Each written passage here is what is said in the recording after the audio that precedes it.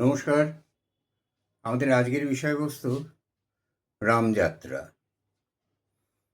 আমরা প্রায়ই একটা তর্কের সম্মুখীন হই যে রামচন্দ্র পূর্ব ভারতে বহিরাগত। এটা আমাদের সংস্কৃতির অঙ্গ না।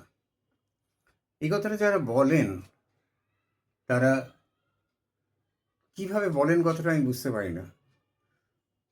কারণ রামচন্দ্রের রামায়ণ বাংলা ভাষায় অনুদিত হয়েছিল এই বঙ্গে। আমরা সকলেই জানি কীর্তিবাসী রামায়ণের কথা। সন্ধ্যাকর নন্দীও রামচরিত বলে একটি পুঁথি লিখেছিলেন। এছাড়াও ভারতবর্ষের গ্রামে গঞ্জে, শহরে বন্দরে, মফস্বল শহরগুলোতে রামযাত্রা একটি অত্যন্ত প্রিয় অনুষ্ঠান। আমাদের দেশে যে সমস্ত যাত্রার কথা বলা হয় তাতে শ্রীকৃষ্ণের কৃষ্ণযাত্রার পরেই আমরা রামযাত্রাকে পাই। রামযাত্রা জনপ্রিয়তার দিক থেকে আমি বলেছি, অন্য কোনো দিকে তুলনা করিনি। রামায়ণের রামের পূর্ণ জীবনী খণ্ডে খণ্ডে নাট্যাকারে বিধৃত। ছোট ছোট অংশ নিয়ে নাটক করে যাত্রা তৈরি করা হয়েছে। মানে এটা এতটাই জনপ্রিয়তা অর্জন করেছিল যে শুধু যাত্রার মাধ্যমে সীমাবদ্ধ থাকেনি, এটা ছড়িয়ে পড়েছিল বটতলা সাহিত্যে। খুব ছোট ছোট আকারে বই করে রামের এই বিভিন্ন কাহিনীগুলো বিভিন্ন পালা কাহিনী লিখে, পালা যাত্রার জন্য, নাটকের জন্য লেখা হয়, যাত্রার জন্য পালা কাহিনী লিখে এগুলোকে প্রচার করা হয়েছিল। যাত্রা সাধারণত উন্মুক্ত পরিবেশে হয়। এই যাত্রা লোকের অসম্ভব, স্থানীয় মানুষের মানে প্রত্যেকটা জায়গার অসম্ভব প্রিয়। এটাকে ইংরেজিতে যাকে বলে মরালিটি প্লে।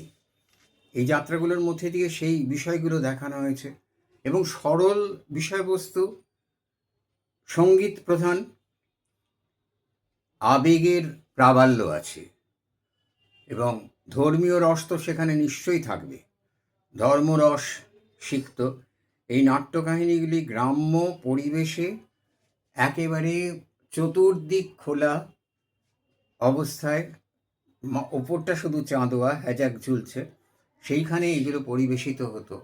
আর হাজার হাজার মানুষ এগুলো দেখতেন রামযাত্রা। তাহলে রাম বহিরাগত নয়। রাম পূর্ব ভারতে বহিরাগত হতে যাবেন কেন? রাম একটা ভারতের একটা পুরুষোত্তম, একটা অদ্ভুত সুন্দর চরিত্র। সেই চরিত্র, একটা চরিত্র, রামের চরিত্রে যে গুণ দোষগুলো লোকে ভাবতে পারে, কিন্তু দেবতা যখন নর দেহ ধারণ করে লীলা করেন তখন তার মনুষ্য সুলভ অনুভূতিগুলো তিনি বাদ দেন না। সেই মনুষ্য সুলভ অনুভূতিগুলো তার ভেতরে কাজ করে। সুতরাং এই রামের ভেতরেও সেটা কাজ করেছে। আর এই যন্ত্র যন্ত্রীসংঘ, বিভিন্ন সাজ পোশাক, রামের বা ধরুন সীতাহরণ পালা হচ্ছে, সেখানে রাবণের যে সাজ পোশাক, সেই সাজ পোশাক আমাদের লোক শিল্পের, লোক মানুষের উপযুক্ত করে তৈরি। মনে রাখবেন, লোক সংস্কৃতি আমাদের উচ্চ সংস্কৃতি বলা হয়, কোনো বলা উঁচু নিচু কাউকেই বলা যায় না, তবুও যা টার্মিনোলজি তৈরি হয়েছে, আমাদের যে ধ্রুপদী সংস্কৃতি তার সমান্তরালে চলেছে কিন্তু লোক সংস্কৃতি। লোক সংস্কৃতিকে আমরা কোনোভাবেই অবমাননা করতে পারি না, কোনোভাবেই লোক সংস্কৃতিকে আমরা বাদ দিয়ে কথা বলতে পারি না। কারণ যদি আমরা একটু ভেবে দেখি, রামায়ণ মহাভারত থেকে আরম্ভ করে সমস্ত ধরনের বিশাল বিশাল সংস্কৃত ধ্রুপদী গ্রন্থগুলির একদম বীজ রয়েছে লোক সাহিত্যের মধ্যে লুকিয়ে, বীজ রয়েছে লোক সাহিত্যের মধ্যে লুকিয়ে, কিন্তু সে আলোচনা স্বতন্ত্র। আর এখানে একটা রামযাত্রা যে হয় না, তার ব্যয়ভারটা বহন করা হয় অদ্ভুতভাবে। ওই রামের কাহিনী অনেকে মানসিক করেন, সেখানে তারা সেই মানুষকে টাকাটা দেন, সেই টাকাটা থেকে সেদিন যে টাকা দেয়া হয় উপহার হিসেবে, সেটা থেকে আবার পরের দিনের যাত্রাপালার খরচটা ওঠে। রামের কাহিনী এতই জনপ্রিয় যে নাট্যাভিনয়ের গিরিশ যুগেই এর অভিনয় ছড়িয়ে পড়েছিল চারদিকে। তখন তো গিরিশবাবুর যখন যুগ, তখন তো বিশালভাবে আমরা অন্যরকমভাবে ভাবনা চিন্তায় করতে চাইছি, ইয়াং বেঙ্গল এসে গেছে, তাদের ভাবনা চিন্তা অসম্ভব বৈপ্লবিক, কিন্তু রাম কিন্তু থেকে গেছেন সেখানে। যত ভজন লেখা হয়েছে তার মধ্যে রামের কথাই বলা হয়েছে। আর সেই রাম সংক্রান্ত গান যে শুধু ভারতের একটি বিশেষ অংশ ছিল তা তো নয়, সেটা তো ভারতের এই পূর্ব ভারতেও ছিল, যথেষ্ট পরিমাণে ছিল। আর আমাদের এই রামযাত্রা যেটা হয়, এই রামযাত্রার অনুষ্ঠান দীর্ঘদিন ধরে চলে আসছে আমাদের দেশে। এমনকি রামনবমীর দিন জগন্নাথ দেবের রথের কাঠ নির্বাচিত হয়। তার রথের কাঠ নির্বাচিত হয় প্রধানত পুরীতে। পুরী কি পূর্ব ভারতের বাইরে? তাহলে সেখানে রাম বহিরাগত হন কী করে? রামকে যারা আজকে রাম জয় শ্রীরাম এই শব্দবন্ধ যাদের কাছে আজকে অরুচিকর, যারা মেনে নিতে পারছেন না, তারা উদ্দেশ্য প্রণোদিত।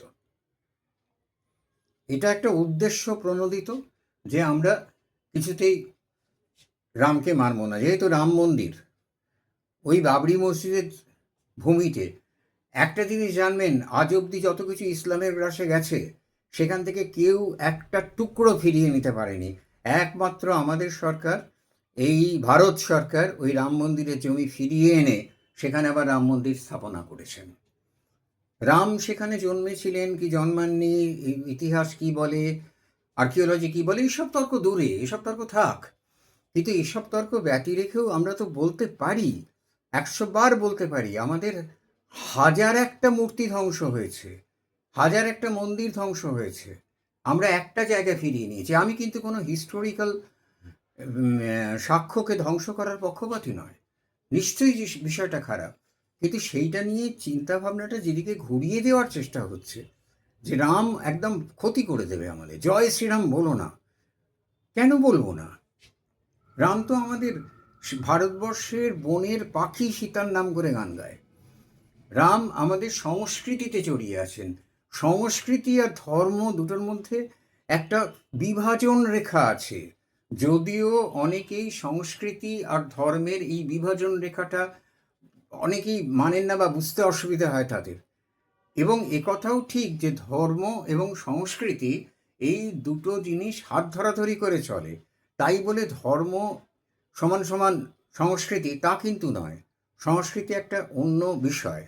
আমাদের সংস্কৃতিতে রামের বিভিন্ন কথা কাহিনী, রামের বিভিন্ন রূপক, আর রামায়ণ মহাভারত এই দুটো বই রূপকে ভর্তি।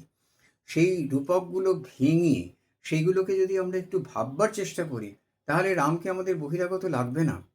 আর এই রামকৃষ্ণ যাত্রার সমান না হলেও রামযাত্রা পূর্ব ভারতে অসম্ভব পরিচিত জনপ্রিয় একটি যাত্রা। এই রামযাত্রা যখন পূর্ব ভারতে শুরু হয়, সেই শুরুর সময় না এই ধরনের মন্তব্য ছিল, এইসব মানসিকতার মানুষেরা ছিলেন না, রাজনীতি ছিল। রাম এসেছিলেন এখানে আমাদের ভারত আত্মার আত্মীয় হিসেবে, যে তিনি বিরাজ করছেন সেই হিসেবেই রামকে পূর্ব ভারতেও দেখা হয়েছে। পূর্ব ভারতে কখনোই রামকে বহিরাগত বলা যায় না। এ কথা যারা বলছেন তারা গায়ের জোরে বলছেন, রাজনৈতিক উদ্দেশ্য প্রণোদিতভাবে বলছেন। রাম আমাদের আত্মার আত্মীয়, আমাদের অন্তরের সংস্কৃতি। নমস্কার।